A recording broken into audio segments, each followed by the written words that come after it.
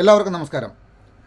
കഴിഞ്ഞ ദിവസം തിരുവനന്തപുരം കോർപ്പറേഷൻ മേയറും മേയറുടെ ഭർത്താവും സച്ചിൻ ദേവും സഞ്ചരിച്ചിരുന്ന വാഹനത്തിന് സൈഡ് കൊടുത്തില്ല എന്നൊരു കാര്യം പറഞ്ഞ് പാരാത്രിക്ക് കിലോമീറ്ററുകളോളം താണ്ടി വരുന്നൊരു KSRTC ബസ്സിൽ അതൊരു യാത്രക്കാരെയും ബുദ്ധിമുട്ടിച്ചുകൊണ്ട് വഴിയിൽ തടഞ്ഞിട്ട് വളരെ മോശമായി പെരുമാറിയ നമ്മുടെ മേയർ ഹസ്ബൻഡ് സച്ചിൻ ദേവും ഇവരൊക്കെയാണ് ഇവിടുത്തെ വലിയ സത്യസന്ധരും. എത്ര വളരെ ഭംഗിയായിട്ട് എത്ര കൃത്യമായിട്ടാണ് ഇവർ വന്നിട്ട് ക്യാമറയുടെ മുമ്പ് വന്നിട്ട് മീഡിയയുടെ മുമ്പ് വന്നിട്ട് നുണ പറയുന്നത്. അത്രയും ഫോട്ടോയും വീഡിയോയും ഉൾപ്പെടെ ഉണ്ടായിട്ടും വളരെ നികൃഷ്ടമായ രീതിയിൽ പറയുന്നു, ഞങ്ങൾ വണ്ടി തടഞ്ഞിട്ടില്ല, അവിടെ സിഗ്നലിൽ ഒതുക്കിയിടുന്നപ്പോഴത്തേക്ക് സൈഡാക്കിയതാണെന്ന്. അവിടെ വീഡിയോ എടുത്തവരെ കൊണ്ട് നിർബന്ധിച്ച് വീഡിയോ ഡിലീറ്റ് ചെയ്ത് കളയിപ്പിച്ചു. എത്ര അഹങ്കാരത്തോടെയാണ് ഇവർ ജനങ്ങളെ കാണുന്നത്, എത്ര പുച്ഛത്തോടെയാണ് എന്നാണ് ഇതിൽ നിന്ന് മനസ്സിലാക്കുന്നത്. എന്നിട്ട് ഈ ഡ്രൈവർ പരാതി കൊടുത്തു. ആ പരാതിയുടെ മേൽ യാതൊരുവിധ കേസും പോലീസ് എടുത്തിട്ടില്ല. എന്നിട്ട് അദ്ദേഹത്തിൻ്റെ പഴയകാല കേസുകളും തപ്പിപ്പിടിച്ചുകൊണ്ട് നടക്കുകയാണ്. പെട്ടെന്ന് തന്നെ ഈ മേയർ റൂട്ട് മാറ്റി. എന്താ പറയുന്ന, ഇവരെ ലൈംഗിക ചേഷ്ടയോടെ നോക്കിയെന്നും എന്താ കൈകൊണ്ട് ആംഗ്യം കാണിച്ചെന്നും. അത്രയും പൊക്കത്തിലിരിക്കുന്ന ബസ്സിൻ്റെ ഡ്രൈവർ ഇവരെ കാറിൻ്റെ ബാക്ക് സീറ്റിൽ നിന്ന് ഇവരെ കൈകൊണ്ട് ആംഗ്യം കാണിച്ചെന്നും. ഇതുവരെ സ്ഥിരം പരിപാടിയാണ്, നമുക്കെല്ലാവർക്കും അറിയാവുന്നതാണ്. എത്ര കേസുകൾ ഇതുപോലെയുണ്ട്. ഇതിലൊന്നും വലിയ അതിശയമൊന്നുമില്ല. ഇനി ഇതിൽ ഗണേശൻ മന്ത്രി എന്ത് നടപടി എടുക്കുമെന്നാണ്. ഗണേശൻ ആകെ കുടുങ്ങിയിരിക്കുകയായിരിക്കും.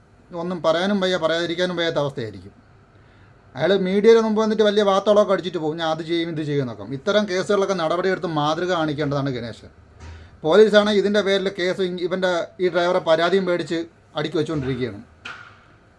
എന്നിട്ട് സ്റ്റേഷൻ ജാമ്യത്തിൽ പാവപ്പെട്ടവനെ വിട്ടു. ഇതല്ല, ഇതിനപ്പുറവും നടക്കും. എന്നിട്ട് അവനെ കൊണ്ടുപോയി മെഡിക്കൽ എടുത്തു. ശരിക്കും പറഞ്ഞാൽ ചെയ്യേണ്ടത് അവനെ മെഡിക്കൽ എടുക്കുന്നതിനോടൊപ്പം തന്നെ ഇവരെയും മെഡിക്കൽ എടുപ്പിക്കണം. ഇവരൊരു കല്യാണത്തിൻ്റെ പാർട്ടി കഴിഞ്ഞ് വരുന്നു എന്നാണ് ഇവർ പറഞ്ഞത്. അപ്പോൾ സ്വാഭാവികമായിട്ടും അവിടെ എന്തെങ്കിലുമൊക്കെ ഫംഗ്ഷനൊക്കെ ഉണ്ടായിരിക്കും. ഇവരെയും കൊണ്ട് മെഡിക്കൽ എടുപ്പിക്കണം. ആരാണ് ലഹരി ഉപയോഗിച്ചിട്ടുള്ള കാര്യം തെളിയുമായിരുന്നു. അത് പോലീസ് ആദ്യം തന്നെ വീഴ്ച വരുത്തി. അല്ലെങ്കിലും അത് വീഴ്ചയല്ല, അത് അവരെ കൊണ്ട് നടക്കത്തില്ല. കാരണം മേയറും MLA അല്ലേ. അപ്പോൾ ഇതല്ല, ഇതിനപ്പുറവും നടക്കും ഇവിടെ. എന്തായാലും ആ പാവപ്പെട്ടവൻ്റെ ജോലി പോകായിരുന്നു കഴിഞ്ഞാൽ അവൻ്റെ ഭാഗ്യം. ഇനി ജോലി പോയില്ലെങ്കിൽ ഇതെല്ലാം ഇതിൻ്റെ വേറെ ഏതെങ്കിലും ഒരു കേസിൻ്റെ പേരിൽ അവൻ്റെ ജോലി കളയും. ഇത്രയും ഈഗോയും കൊണ്ടു നടക്കുന്ന ആൾക്കാരെയൊക്കെയാണ് ഒരു നഗരത്തിൻ്റെ പിതാവാറ്റി വച്ചിരിക്കുന്നത്.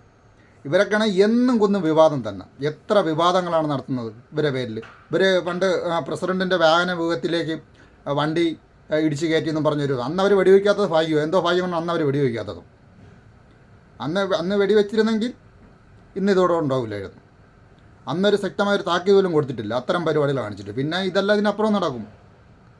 സാധാരണക്കാർ ഈ വണ്ടി തടഞ്ഞൊരു സാധാരണക്കാരും അല്ല ആയിരുന്നെങ്കിൽ നമ്മുടെ ഗണേശൻ മന്ത്രി എപ്പോഴേ പ്രത്യക്ഷപ്പെടാനോ മീഡിയയ്ക്ക് മുമ്പിൽ പ്രത്യക്ഷപ്പെട്ട് അവനെ എപ്പോഴേ അടച്ചാൻ, അവനെ റിമാൻഡ് ചെയ്താൻ എപ്പോഴേ. ഇതിപ്പം ഒന്നുമില്ല, ഒരു അന്വേഷണം, ഒരു വിജിലൻസിനെ വിട്ടിട്ടുണ്ട്, അത് മാത്രമേ ഉള്ളൂ. ഇതൊക്കെ ഇവിടെ നടക്കോളന്നേ. ഇതൊക്കെ ജനം തിരിച്ചറിഞ്ഞ് അതനുസരിച്ച് കാര്യങ്ങൾ ചെയ്താൽ കൊള്ളാം.